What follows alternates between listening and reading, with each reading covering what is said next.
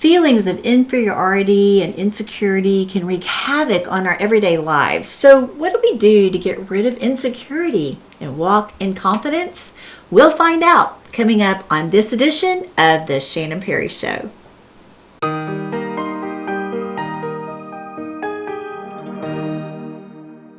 Hello and welcome to this edition of the Shannon Perry Show, and I am so glad you are here to find humor, hope, and healing so that you can walk confidently in the plans and purpose God has just for you.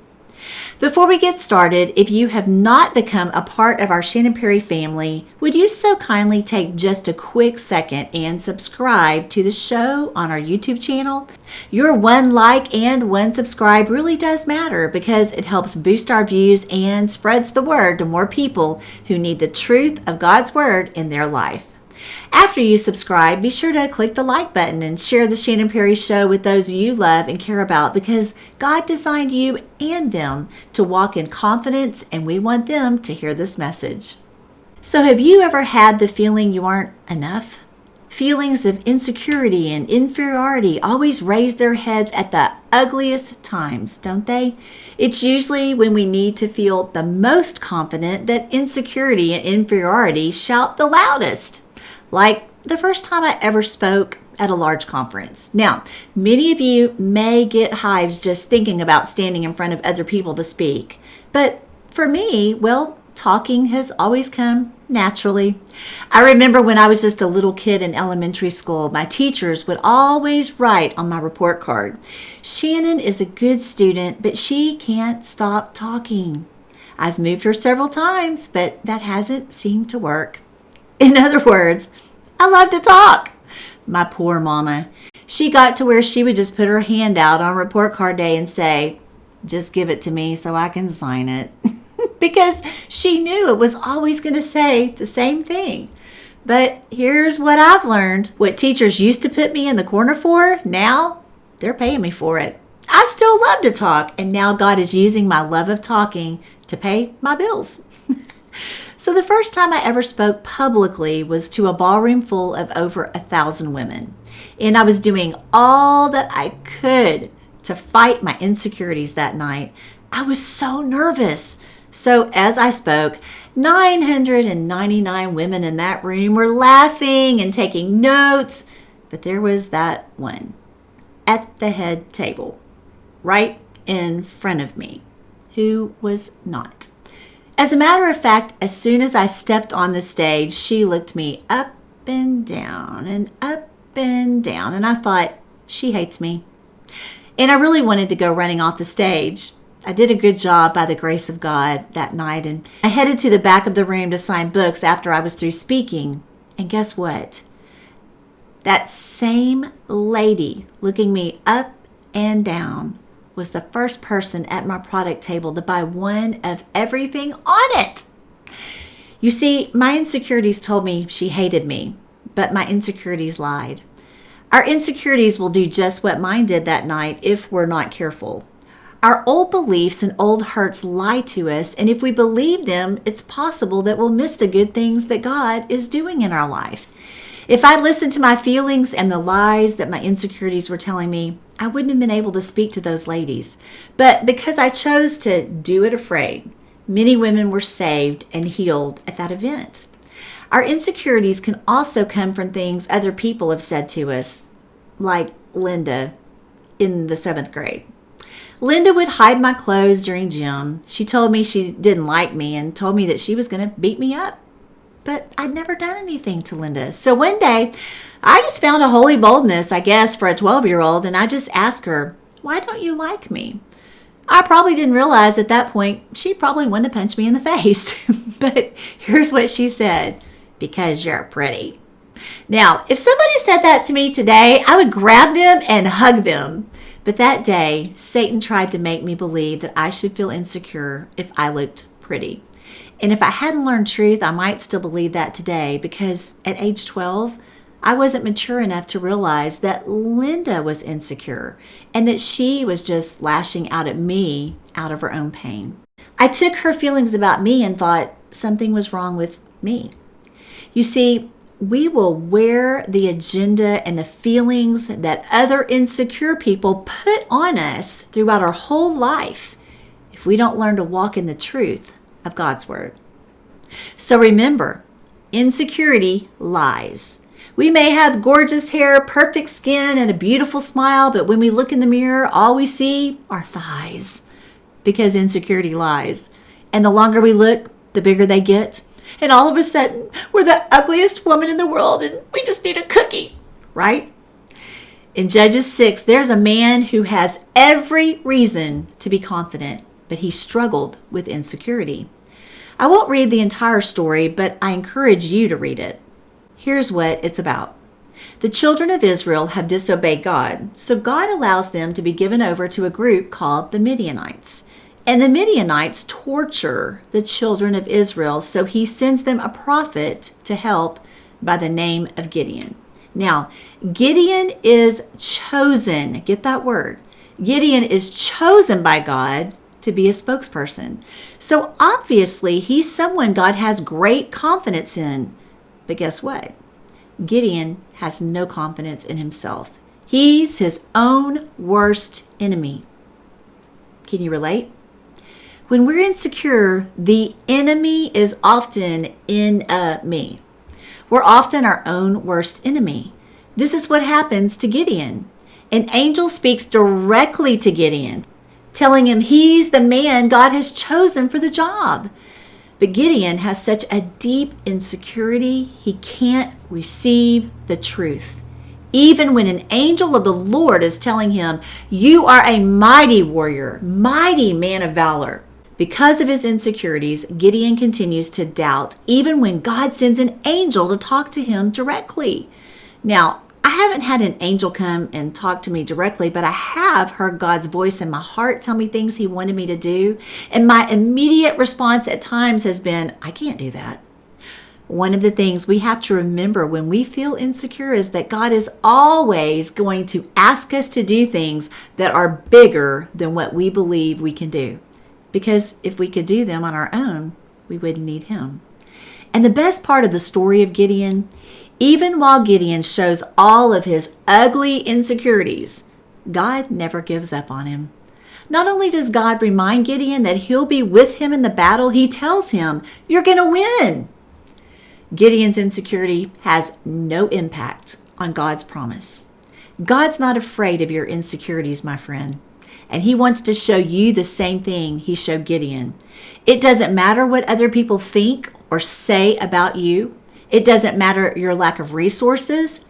It doesn't even matter what you think about yourself. Those things don't stop God. But he does want us to put our faith in him and stop believing the lies that insecurity tells us. So how do we fight insecurity? Here are a few takeaways you might want to jot down. First, we remember that insecurity lies. And who's the father of lies? Satan. So Satan often uses other people to reinforce our fears and our insecurities. I remember years ago I was dating a guy before I got married who was also a singer. And he told me one time that I would never have a career in ministry unless I stayed with him. That was over 30 years ago, and well, he's nowhere to be found. Insecurity lies. John 8:32 says, you shall know the truth, and the truth will make you free. The second thing we can do to help heal insecurity in our lives is to focus on what's good about our situation, because we can always find something to complain about, right? Each night before I go to bed, I write down 5 things that I'm grateful for, and I want to encourage you to do this. It'll help you sleep better, and it'll keep you focused on how good God really is. Some days you may just write, I'm grateful that I can see. That might not be a big deal to you, but it sure is to a person who can't. It's easy to look at what other people have and get insecure until we remember what God has done for us. Philippians 4:8 says, if anything is good, think on these things. The third thing we can do to help overcome insecurity is make a list of how insecurity is impacting our life. When we make choices out of insecurity, they're not usually good choices.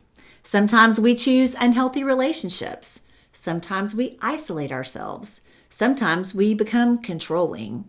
Sometimes we even indulge in unhealthy behaviors. We may eat more, or we may shop more. But those things only temporarily relieve insecurity. So make a list of the choices you're making out of insecurity. Then go to God every day in prayer and give Him your list. Say, God, here's my list, and I don't know how to get rid of this insecurity. I need your help. Trade my lack of confidence for your confidence, and keep taking those insecurities to Him until you're free of them. 1 Peter 5:7 says, cast all your worries and insecurities on Him because He cares for you. We also need to challenge our thinking to overcome insecurity. 2 words: social media. If only everybody's life was as perfect as it looks on Facebook. But Facebook is just that. It only shows the parts that everybody wants you to see. Nobody posts on social media that they just yelled at their kids or their husband. So we're comparing ourselves to things that aren't even real. Instead of comparison, count your blessings. It's amazing how insecurity will melt away when you begin to look at how blessed your life is. You may say, Shannon, you don't know what I'm going through. No, I don't.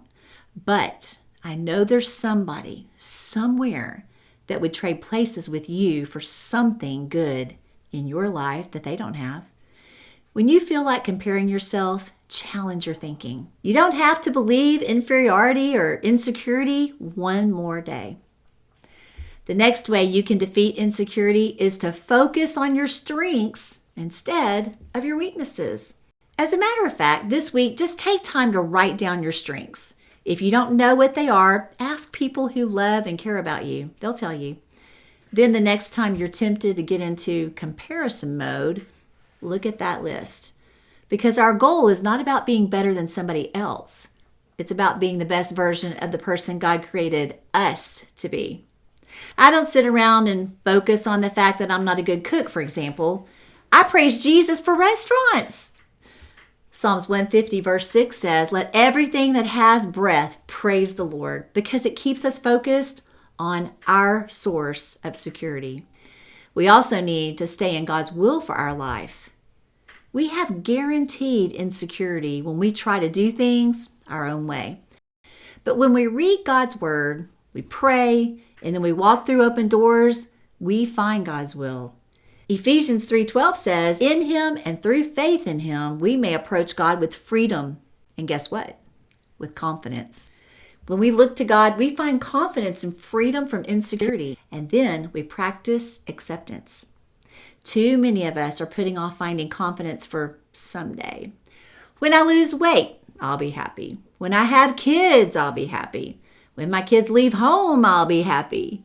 When I'm married, I'll be happy. When I'm single, I'll be happy. Ephesians 3, and I encourage you to read that whole chapter, intrigues me because it's all about the mysteries of God. I love a good mystery show, don't you? I'm always intrigued by why people think they could get away with what they tried. But God is intriguing. I always want to know what He's up to, but do you know what I've learned? And you probably have too after all these years of being a Christian. He never does anything the way I thought He would. There's only one thing that will get us to that place of peace and of freedom from insecurity, and it's trusting God. Philippians 4:19 says, my God will supply every need of yours according to His riches in glory in Christ Jesus. That is a promise that kills insecurity. When you're God's child, He's got you covered forever. Now, another thing that often leaks out of our life when we're filled with insecurity is the self-deprecating tongue. We talk to ourselves in a way that we would never talk to someone else. I would never walk up to any of you and say, you're so ugly. You're so stupid. But if we're honest, we talk to ourselves this way sometimes, and sometimes multiple times a day. Can I tell you something that has absolutely changed the way I talk to myself? When we talk down to ourselves, not only does it hurt us, it hurts the Holy Spirit inside of us. Because 1 Corinthians 6:19 says that we are the temple of the Holy Spirit. When we talk down to ourselves, we're basically saying to our Creator, you did a lousy job. Today, I want to challenge you. I don't care who said it to you. I don't care how long ago it was. I don't care what kind of title they wore. If what was said to you can't be backed up by God's word, it's not true. Today, stop being your own worst critic. Ask God to give you His thoughts about you that are found in His word. Defeat insecurity with the truth. Hebrews 4:12 says the word of God is quick and powerful and sharper than any two-edged sword, piercing even to the dividing asunder of soul and spirit and of the joints and marrow, and is a discerner of the thoughts and intents of the heart. You have a sword. So from now on, when insecurity comes knocking, you pick up your Bible, you pick up your sword, and you fight. Don't sit there and rationalize with insecurity and invite it to dinner. Kill it with truth. Truth like 1 Corinthians 12:27 and Romans 12:21. I am the body of Christ, and Satan has no power over me, for I overcome evil with good. Psalm 23:4. I will fear no evil, for you are with me, Lord. Your word and your spirit, they comfort me. Isaiah 54:17 and Psalm 1:3 says, no weapon formed against me will prosper, for my righteousness is of the Lord. Whatever I do will prosper, because I'm like a tree planted by the waters of life. Galatians 3:13 and Deuteronomy 28 says, Christ has redeemed me from poverty, sickness, and from spiritual death. Galatians 3:14 says, the blessing of Abraham has come upon me through Jesus Christ. Therefore, whatever I do will prosper. Philippians 4:13 and Matthew 19:26 says, I can do all things through Christ who strengthens me. There is nothing I cannot do through Christ, for with God, all things are possible. Deuteronomy 28:13 says, I am the head and not the tail, above and not beneath. You are not today nor ever your insecurity. I want to pray over you before we close. Father, I thank you for every person who's watching. You know the battles they fight. They may be battles that nobody else knows about, but you do. I pray that you would fill their minds and hearts with the truth of who you say they are, and that you would give them the wisdom and ability to never believe anything that goes against your truth. Give my friends the ability to see themselves the way you do and to walk with confidence because of whose they are. Thank you for your word, Lord, that always brings life and security. Cover us with your truths and help us to become more like you every day. We love you, we praise you, and we pray all these things in the sweet name of Jesus. Amen. If you'd like to learn more about beating insecurity, be sure to pick up a copy of my book, Grace and Guts, in the store on my website at shannonperry.com and let me know how I can sign it for you. If you've never invited Jesus into your heart to be your Savior and Lord, I want to personally invite you to make the most important decision of your life right now. Just pray these words. Dear Jesus, I know I'm a sinner, but you died just for me. I pray that you'd forgive me of all of my sins, come into my heart. I turn away from my old life and I make you my Savior and Lord. If you prayed that prayer for the first time, let us know by sending an email to info@shannonperry.com. We want to encourage you on your new journey. If your women's group is looking for a speaker for your next event, I'd love to be with you. You can get more information and submit an inquiry for me to come and speak to your group when you visit the website and let us know how I can serve you. Until the next episode, know you're loved and keep walking in God's grace.